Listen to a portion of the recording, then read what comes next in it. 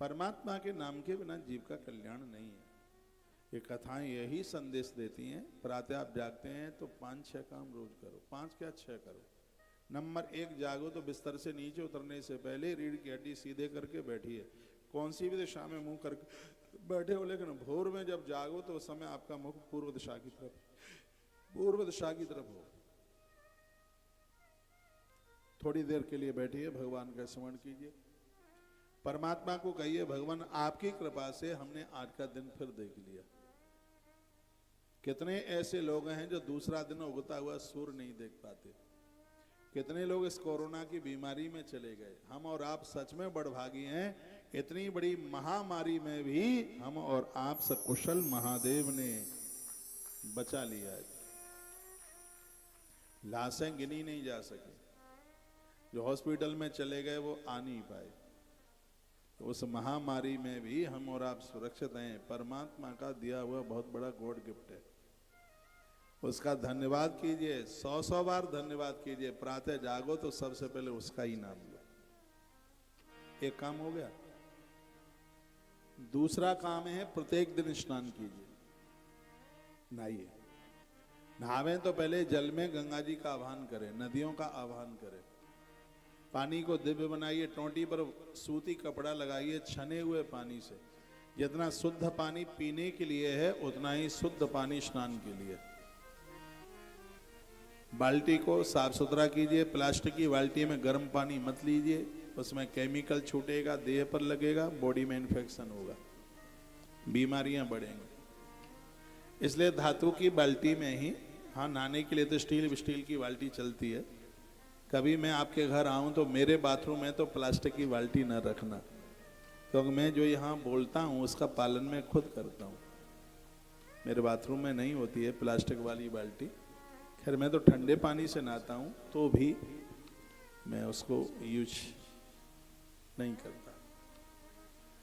जब आप नहाने के लिए जाते हैं तो बदलने वाले कपड़े पहले रखिए, हाँ तो वहीं रख लीजिए, क्योंकि आप लेट मल त्यागने के बाद में फिर अलमारी खोलते हैं। फिर मैं तो ऐसे बोल रहा हूँ जैसे मैं देख रहा था क्या। फिर कपड़े लेके जाएंगे, फिर नहाएंगे, फिर वो कपड़े पहनेंगे, तो धुले हुए तो अपवित्र तभी हो गए जब आपने बिना नहाए उनको छू लिया। लेट बाथरूम जाने से पहले उन धुले हुए वस्त्रों को जो आपको पहनने हैं उन्हें आप सुव्यवस्थित करते हुए रखिए। गीला कपड़ा जब आप सुखा रहे होते हैं तो टपकने वाला पानी ठीक नहीं है। जो कपड़े आप पहनने वाले हैं उसके ऊपर वो पानी न टपके।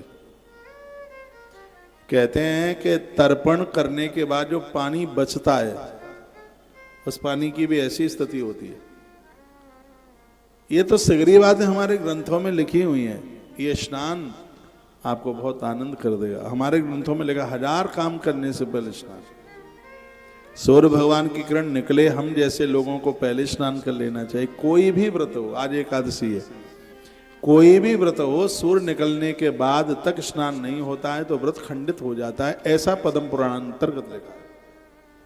आप रोज नहीं नहा पाते हैं, सूर्य भगवान के निकलने से पहले तो कोई आप व्रत वगैरह करते हैं तो तब तो आप कर ही सकते हैं। और ऐसा नहीं है आप खड़े नहीं हो सकते। आलस्य खड़ा नहीं होने देता।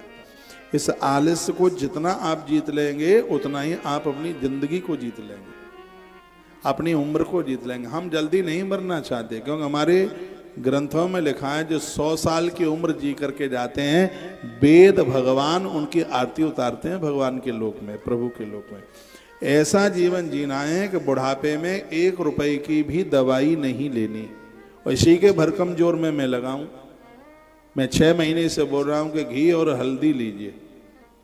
हाँ, घी और हल्दी 1-2 तोला घी में, और आप उतनी 2 तोला 1 तोला आप ले लीजिए। चुटकी भर उसमें जितना घी है उसके 1/4 हल्दी ले लें। और अभी पूरा फरवरी और आधे मार्च तक तो ये हल्दी वरदान का काम करेगी। उसको हथेली पर रखो। देखो मेरे हाथ पीले देख रहे हैं आप, ये मुझे पीलिया नहीं है, मेरे हाथ तो गुलाबी रहते हैं, लेकिन ये मेरा हाथ ज़्यादा पीला रहता है क्योंकि इस पर मैं घी और हल्दी रोज रख करके मिला करके और फिर मैं उसको खाली पेट जीभ से चाटता हूँ। मेरी बॉडी में दर्द नहीं होता। कहीं आप कहीं कोई यात्रा करके आ जाइए, 8 दिन आप रेस्ट मांगते हैं। आप हमें देखिए यहाँ से वहाँ कथा, दिन में तो टाइम भी नहीं है चलने को, रात भर सफर, फिर दूसरे दिन कथा, फिर रात भर सफर, फिर दूसरे दिन कथा। फिर भी हार नहीं मान रहे। अब हार तो माने जब हारे हों तब हैं। किसी ने कहा था महाराज जी आप थकते नहीं हैं। मैंने कहा नहीं थकता। बोल के रेस्ट ले लिया करो। मैंने कहा रेस्ट तो तब लूं जब हरारत मुझे व्यापे तब। पानी वही तो पिएगा जिसको प्यास लगेगी, रेस्ट वही तो लेगा जिसको थकान हुई होगी। जब थकान ही नहीं हुई है तो फिर विश्राम का बात का लिया जावे। तो उसमें ये हल्दी भी एक बहुत बड़ा काम कर रही है। हल्दी है, अरंडी का तेल है, शरीर पर मालिश के लिए, कमर का दर्द, घुटना बुटना कोई होगा ही नहीं। आप वहाँ अस्पतालों में 20,000 रुपया दे आते हैं, लेकिन यहाँ 10 रुपए का जो उपाय नहीं कर सकते। हाँ, ये आप अपने स्वास्थ्य का ध्यान रखिए। स्वास्थ्य ही बिगड़ गया तो आप कुछ नहीं कर पाएंगे। तो यहाँ बड़ी अद्भुत बातें कही गई हैं। इस कलयुग में 100 साल व्यक्ति आराम से, और लिखा आराम से जी सकता है, क्योंकि कलयुग का ये ग्रह पक्ष कहता है, 9 ग्रह कहते हैं कि 9 ग्रह 120 साल में चक्कर लगाते हैं। तो 120 वर्ष तो उम्र कम से कम परमात्मा के यहां से दी गई है। एक बात आप हमें बताएं कि हम सरकारी जॉब कर रहे हैं, हमें कोई 40 साल में रिटायर कर दे तो ठीक है, या पूरी 60 साल नौकरी कर लें तो ज्यादा ठीक है? आप बताएं, थोड़ा मन में विचार कीजिए। कितना बुरा लगेगा कि हमें 40 साल में रिटायर कर दिया है। अभी तो हमारी नौकरी है 20 साल की बकाया थी। यहाँ हर व्यक्ति आज के समय में 20 साल पहले रिटायर हो रहा है। जिसको 80 में होना है वो 60 में हो रहा है, जिसको 100 में होना है वो 80 में हो रहा है, जिसको 120 में हो रहा है रिटायर वो 100 में हो रहा है। मैंने तो ठान ली है मैं रिटायरमेंट तब लूंगा जब मेरी नौकरी पूरी हो जाएगी। पूरी नौकरी करनी है। ये मेरी समझ में आ गया है कि नौकरी कैसे पूरी होगी। जिनकी गुडविल बनी होती है, जो टाइम पर जाते हैं, अफसर भी प्रसन्न होता है। क्या कमाल का आदमी है, 10 बजे ऑफिस में आ जाता है। हाँ, टाइम का ध्यान रखिए। मैं अपने टाइम से 2 बजे यहाँ हनुमान चालीसा चालू और 2:30 बजे मेरा यहाँ आना शुरू। बस एक दिन में थोड़ा लेट जरूर हो सकता हूँ। 20 तारीख को मुझे प्रदीप मिश्रा जी के कार्यक्रम में जाना है, उनका भारी आग्रह है। तो सुबह की फ्लाइट पकड़ करके, मेरी 6 बजे दिल्ली से फ्लाइट है, और मैं एयरपोर्ट 7:45 बजे पहुँचूँगा। वहाँ से 1 घंटा उनके आश्रम तक लगेगा और आधा पौना घंटा उनके यहाँ मैं रुकूंगा, और फिर मेरी लैंड 2 बजे होगी फ्लाइट। अब वहाँ से यहाँ तक का जितना टाइम लगे, आधा घंटा लग जाए या पौन घंटा लग जाए, 3 बजे से तो ज़्यादा नहीं होने देंगे। बस उस दिन थोड़ा जरूर विलंबित हो सकता हूँ, नहीं तो टाइम का बड़ा पक्का हूँ। जो टाइम दे दिया वो बिल्कुल पक्का है। टाइम पर खूब जाम था अभी रास्ते में। जहाँ अखंड अभिषेक आरंभ हो गया, वहाँ मृत्युंजय देव भगवान बैठे, उन्हें प्रणाम करना जरूर। और आपने देखा कि आपने सुना भी नहीं होगा कि 11 दिन तक अभिषेक दिन और रात 1 सेकंड को भी बंद न हो। और ऐसा नहीं है, 3-3 ब्राह्मणों की शिफ्ट बनाई है। एक उनको देखने के लिए 4-4 ब्राह्मणों की शिफ्ट बनाई है, जिसमें एक सामग्री तैयार करेगा, संग कम न पड़ जाए, एक मंत्र पड़ेगा और एक ब्राह्मण हाथ में श्रृंगी पकड़े हुए होगा। आप दर्शन करना। इन सब चीज़ों में मेरी श्रद्धा है। दिल्ली में एक ऐसा यज्ञ हुआ कि 17 दिन तक 1 सेकंड कोई बंद नहीं हुआ। इस कलयुग में 1 सेकंड को 2 यज्ञ ऐसे हो गए। एक दिल्ली में हुआ, दूसरा जबलपुर में हुआ। दिन रात चला। कितना घी लगा होगा, कितनी समुदाएं, कितनी सामग्रियां, लेकिन भंडार तो परमात्मा के यहाँ भरे हैं। कोई करने वाला तो हमें तो कलयुग में भी सतयुग दिखाई देता है। तो ये गौवंश के लिए अद्भुत अनुष्ठान हो रहा है और भगवान महादेव से जुड़ा है। नंदी के प्रति बड़ी श्रद्धा है। उनका आप जरूर दर्शन कीजिएगा, हमारी अलाय बलाय सब कट जाएंगे। और आपको कोई दिक्कत ना हो तो 15 तारीख को रात्रि को हमारे संग यहाँ पर पूरा 4 अभिषेक रात में कीजिए। 4 पहर की पूजा कीजिए, चतुर्थ पहर की पूजा। बहुत विधिवत होगा कार्यक्रम, बहुत आनंद आवेगा। पता नहीं फिर तो कब आ पाएंगे गुड़गांव। हाँ, क्योंकि देश बहुत बड़ा है, पूरे देश में जाना है, गौ माता की बात पूरे देश में बतानी है। तो वर्तमान समय में सबसे ज़्यादा दुखी गोवंश ही है। और मैं तो, मेरी माँ ने उस काम के लिए मुझे छोड़ दिया कि जा बेटा तू कर भगवान का काम, और मैं तो उसी काम में लगा हूँ। धरना आता नहीं है, गालियाँ देना आता नहीं है किसी को, भगवान की कृपा है, अभ्यास नहीं किया है। हम अपनी बात, गौवंश की बात घर घर तक पहुंचाना चाहते हैं। आज हरियाणा की मीडिया ने कल के कार्यक्रम को इतना दिखाया, एक भी कोई चैनल ऐसा नहीं, एक भी कोई अखबार ऐसा नहीं जिसमें एक हमारी बात पत्रकार बंधुओं ने ना पहुंचाई हो।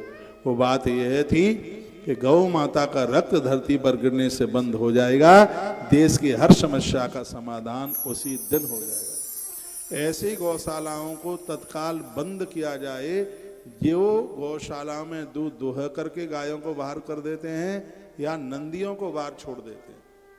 यदि सरकार ऐसी गौशालाओं को पैसा देती है तो उन्हें तत्काल बंद कर दिया जाए। जहां पर ये नंदियों को काटने के लिए बाहर छोड़ देते हैं, देश में सबसे ज्यादा नंदी कट रहा है, नंदी की सबसे बड़ी हत्या हो रही है।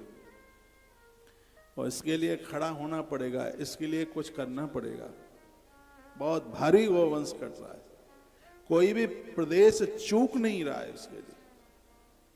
एक बार यहाँ की मीडिया के लिए आप तालियां बजाइए, जिन्होंने ये संदेश पूरे प्रदेश तक, हर जिले में, हर तहसील तक, संपूर्ण अखबारों के माध्यम से ये समाचार छापा है।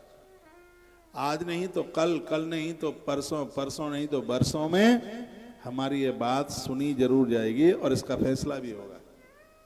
हाँ, इसका निर्णय मिलेगा, जरूर इसका फैसला होगा। आपको तो ताली बजानी नहीं है, मत बजाओ।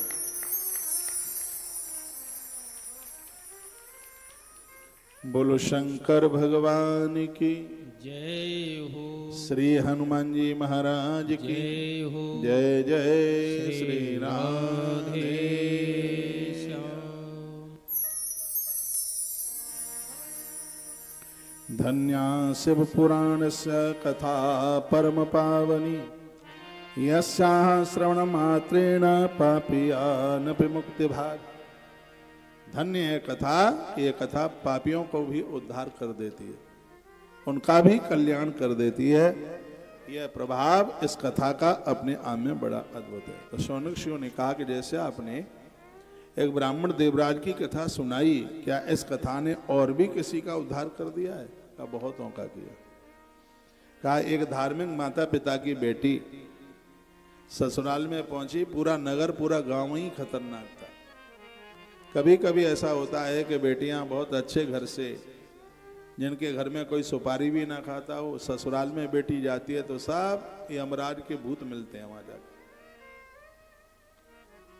ऐसे घर में जीवन यापन करना बहुत मुश्किल होता है, भारी दिक्कत होती है। इसलिए तो कहता हूं कि गैया और बिटिया ये किसी के दबाव में नहीं देना। तो ये भी तो लिखा है कि बेटी की देह में जितने रोम होंगे, माँ बाबूजी को उतना वर्षों तक कष्ट उठाना पड़ेगा। ये पहले से जरूर देखें, इसमें जल्दी नहीं है, किसी के जोर में नहीं। माइक खोल भाई। ऐसा विचार कर रहे हैं कि हमारी बेटी बहुत अच्छे घर में हो, तो ये बेटियां बहुत अच्छी थी, बहुत बढ़िया थी, लेकिन इसको जो पति मिला महाधूर्त था, दुराचारी था, पराई स्त्रियों के बिना ये रह नहीं सकता।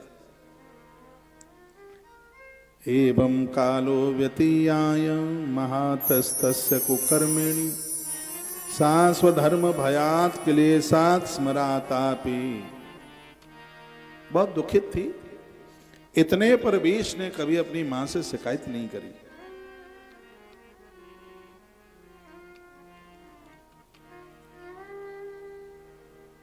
रोती है। एक दिन की बात थी, कोई बाहर से कोई स्त्री इसके घर आई और इसने उस दुखी स्त्री को देखा, तो उसने पूछा, बहन तुम्हारा मुंह कुमला रहा है, क्या बात है? तो इसने बताया कैसी ऐसी बात है। ग्रंथ कहते हैं, साधु कहते हैं कि पति परमेश्वर है। क्या परमेश्वर ऐसा ही होता है? मेरा पति कुकर्मी है। मेरी बात किसी को बुरी ना लगे, मैंने बहुत बार बोला है कि नारी का भी धर्म है तो पति का भी तो धर्म है। पति बूढ़ा है, नारी आदर करे, धनहीन है आदर करे, बीमार है आदर करे, क्रोधी है तो भी आदर करे, यदि चरित्रहीन है तो ऐसे पति को छोड़ने में स्त्री को बिल्कुल भी कोई दोष नहीं लगता। ये हमारे ग्रंथों में वर्णन, उसे कोई अपराध लगता ही नहीं। ऐसा नहीं है कि माताओं के लिए सब धर्म है और पुरुषों के लिए कुछ भी ना हो। पुरुष का भी अपना धर्म है। वो रो पड़ी। उसने कहा दीदी क्या बताऊं, मैं बहुत दुखित हूं, मुझे भारी कष्ट है। मेरे पिता ने मेरा कन्यादान इन्हें भगवान समझ करके किया। बहुत बड़ा पापी आदमी है, दुष्चरित्र है। इससे मुझे दिक्कत नहीं है, इनकी दुर्गति होगी, मुझे इस बात से परेशानी है। तो सलाह देने वाली भी कैसी थी, उसके भी कई यार थे जो आई थी। उसने कहा तो क्या हो गया था, ये क्या है, वो पराई स्त्रियों के साथ जोड़ा है, तू पराई पुरुषों के साथ जुड़ जा। उसने कई एग्जाम्पल दिए, उसने खूब अपनी बातें बताई। कहा कि जो जैसा हो उसके साथ वैसा ही व्यवहार होना चाहिए। अच्छे लोगों का रंग थोड़ा देर में जमता है और गलत लोगों का तो हाल ही जम जाता है। जब उसने कहा कि तू भी और पुरुषों से वो पुरुष मैं तुझे बता दूंगी। ग्रंथ कहता है कि ऐसे लोगों से बचें, चाहे वो स्त्री हो चाहे वो पुरुष हो। ये सब चौपट कर देंगे, बर्बाद कर देंगे। दुष्ट संग प्रसंगेन मृत्युर एवं संशय। ऐसे लोगों का संग करने से यदि मौत भी हो जाए तो बड़ी बात नहीं है। इसलिए मैं कहूंगा देखो कि आपके बेटे के मित्र कैसे हैं, आपकी बेटी की सहेलियां कैसी हैं, इस बात के ऊपर जरूर ध्यान रखिए। ये बहुत घटनाएं घट रही हैं वर्तमान समय में, तो जीना मुश्किल हो रहा है। जिन माँ बाप जी के बच्चे बाहर पढ़ने लिखने को गए हैं, माता पिता खुश नहीं है, प्रसन्न नहीं है। हर समय उन्हें यही चलता है, पता नहीं बेटा कैसा होगा, बिटिया कैसी होगी। बार बार फोन करते रहते हैं। कभी कभी तो बच्चे डांट देते हैं कि तुम्हारे ऊपर इतना शक करते हो तो चलो हम पे थैला लेके घर ही आ जाते हैं, हमें कोई पढ़ना लिखना नहीं। नहीं नहीं बेटा, इसलिए नहीं कहा है, हमें तो पता है हमारा बेटा बच्चा बहुत अच्छा है, फिर भी डर तो लगता ही है। उनका पूरा दिन पूरी रात बस ऐसे ही निकलती है, टेंशन में निकलती है, दिक्कत परेशानी में निकलती है। और आज ये मैंने बोला है कि जिनके बच्चे लायक हैं धरती पर, उनसे अमीर कोई नहीं, सच में नहीं है कोई उनसे अमीर। आपके पास अच्छी संतान है, आपसे बड़ा करोड़पति कौन है जो बुढ़ापे में भी ये संतान आपका साथ देगी, उनको जन्म लेने वाले बच्चे पुरखों को तार देंगे। यही तो जीवन है। इसलिए इन कथाओं में उन महापुरुषों की कथाओं का वर्णन किया जो दशरथ बन के जिए, यशोदा नंद कौशल्या बन करके जो जिए हैं, उनकी कथाओं का वर्णन किया गया।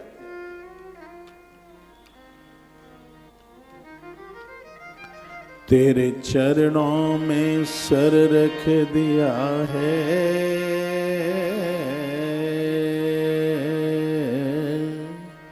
मेरी फेवरेट पंक्तियां हैं और भगवान महादेव के लिए 2-3 पंक्तियां समर्पित करते हैं बहुत आनंद के साथ, पूरी मस्ती के साथ।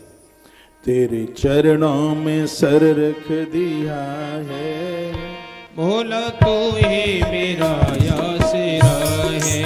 ओहो तेरे चरणों में सर रख दिया है, भोला तू ही मेरा आसरा है। भोला तू ही मेरा आसरा है, भोला तू ही मेरा आसरा है। तेरे चरणों में सर रख दिया है, भोला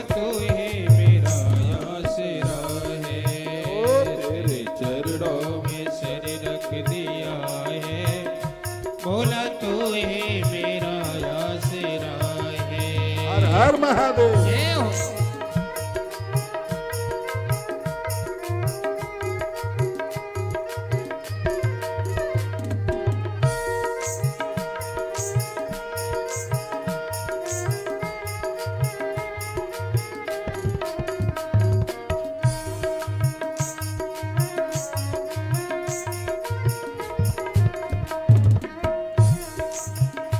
तूने लाखों ही पतितों को तारा, तूने लाखों ही पतितों को तारा, मैंने तेरा ही लिया सहारा। तूने लाखों ही पतितों को तारा, मैंने तेरा ही लिया सहारा।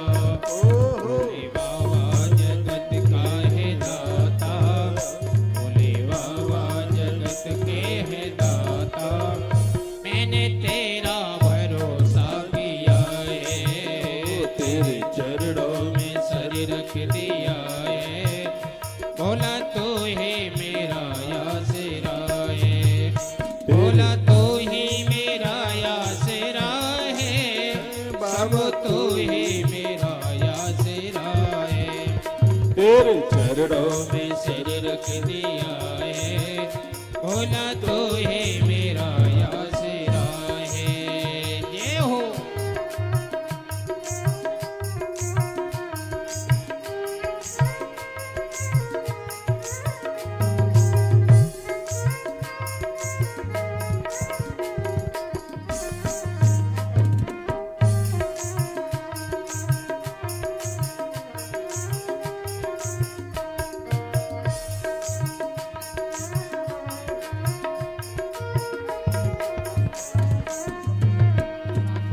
मेरी नैया को दे दो किनारा, मेरी नैया को दे दो किनारा, भक्त डूबे है बाबा तुम्हारा। मेरी नैया को दे दो किनारा, भक्त डूबे है बाबा तुम्हारा। बलि लेके प्रभु दौड़े आओ, बलि लेके प्रभु दौड़े आओ, मैंने जीवन समर्पण किया है, तेरे चरणों में सिर रख दिया है। बोला तो ही मेरा यासेरा है, ओहो तेरे चरणों में सिर रख दिया है। बोला तो ही मेरा यासेरा है, बोला तो ही मेरा यासेरा है, सब तो ही मेरा यासेरा है। ओ तेरे चरणों में सिर रख दिया है, बोला तो ही मेरा यासेरा है। जय हो। सब गाइए हर हर महादेव। हर हर महादेव।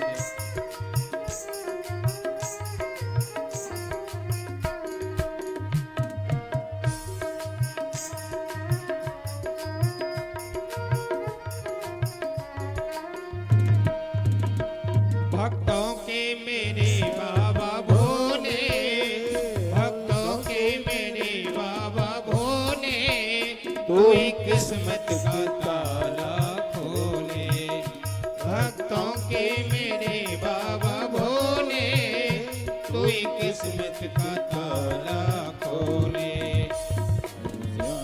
भोले भंडारी सिद्धेश्वर मेरे भोले बाबा, तेरे चरणों में जीवन दिया है, तेरे चरणों में सर रख दिया है। बोला तो ही मेरा यासेरा है, बोला तो ही मेरा यासेरा है, बाबा तो ही मेरा यासेरा है, भोले तो ही मेरा यासेरा है, बाबा तो ही मेरा यासेरा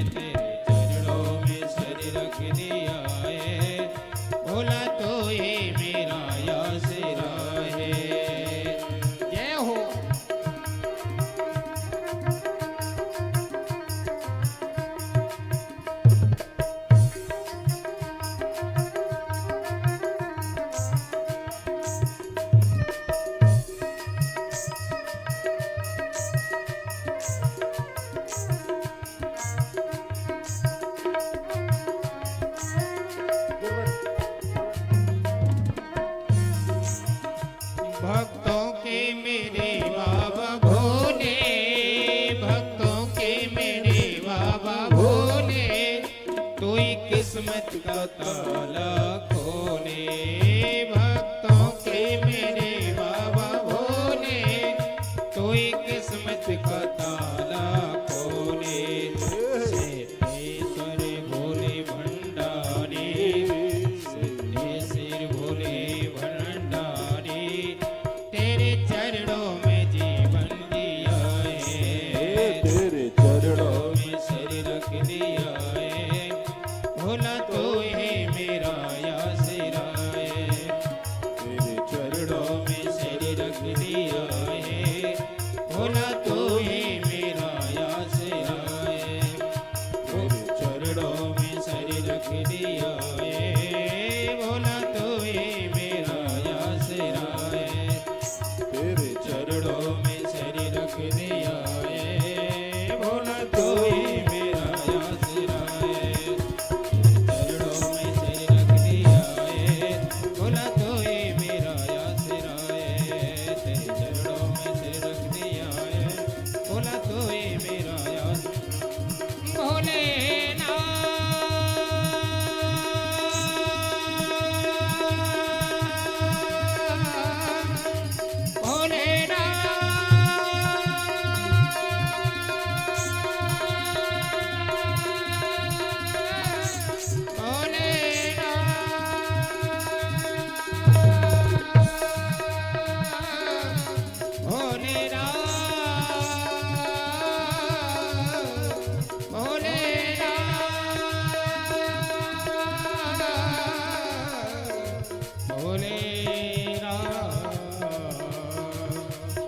चरणों में सिर रख दिया है, भोला तो ही मेरा आसरा है, चरणों में सिर रख दिया है, भोला तो ही मेरा आसरा है, चरणों में सिर रख दिया है, भोला तो ही मेरा आसरा।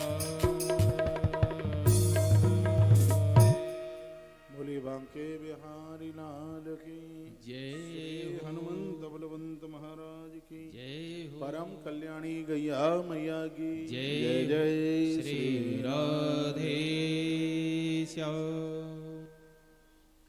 बहुत ध्यान से सुनिए, हमारे और आपके संपर्क में मुझेटी में है वो गलत लोग नहीं होने चाहिए, क्योंकि दुष्ट संग प्रसंगेन मृत्युर एवं संशय। मैं खोले, गलत व्यक्ति का संग पाकर यदि मौत भी हो जाए तो आश्चर्य नहीं मानिएगा।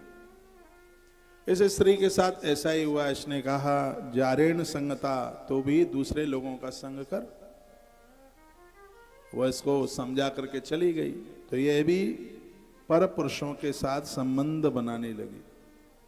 एक दिन की बात थी, इसका आदमी कहीं बाहर गया था और वह आदमी इसके घर में आ गया।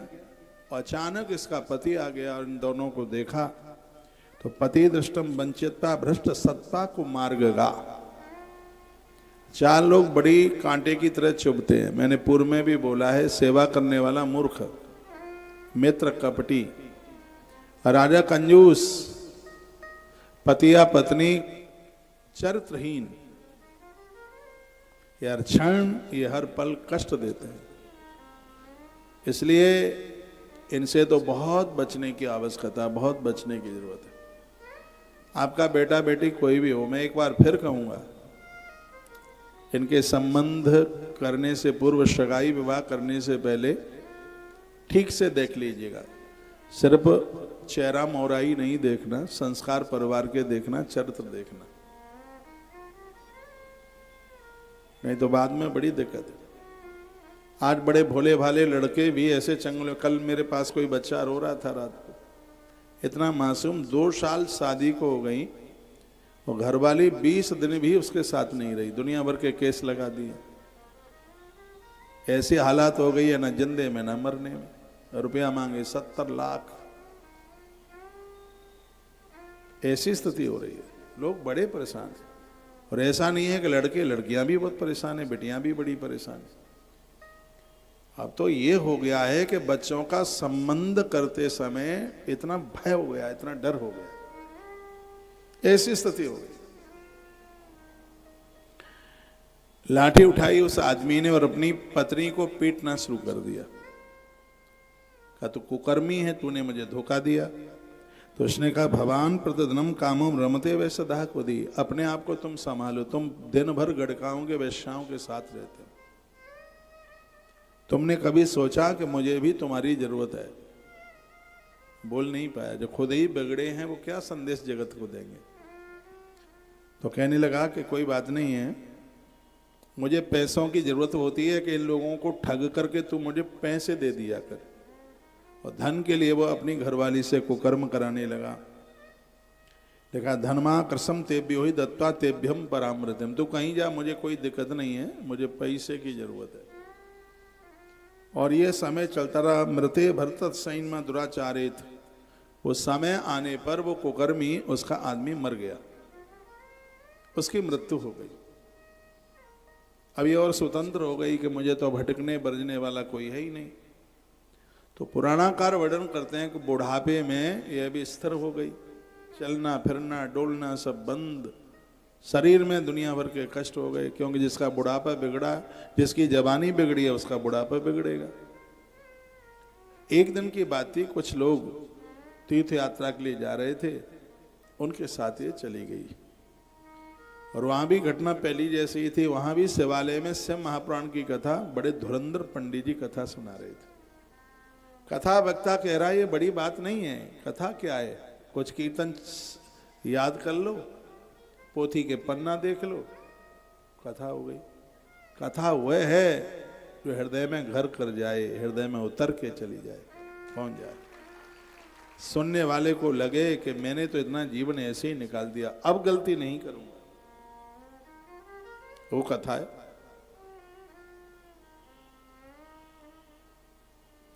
तो वहां कथा चल रही थी और चैप्टर भी वही चल रहा था कि जो स्त्रियां या जो पुरुष पर पुरुष के साथ संबंध बनाते हैं, यम के दूत उनकी क्या वेदना क्या हालात करते हैं।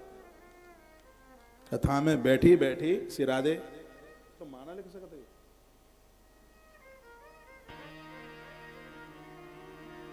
आंख में आंसू, और कथा में बैठ करके यदि अपराध का प्रायश्चित हो, समझ लेना वो स्त्री पुरुष कोई भी हो, उसके ऊपर ईश्वर की कृपा हो जाएगी। भगवान ने तो सबरी माता के सामने कहा है कि जो मेरी कथा में मेरी कथाएं सुनते सुनते रो पड़े, आंख में आंसू आ जाए, मैं उनके हृदय में आके बैठ जाता हूं। मम गुण गावत पुलक शरीरा, गद गद गिरा नैन बहे नीरा। मम गुण गावत पुलक शरीरा, गद गद गिरा नयन बहनीरा।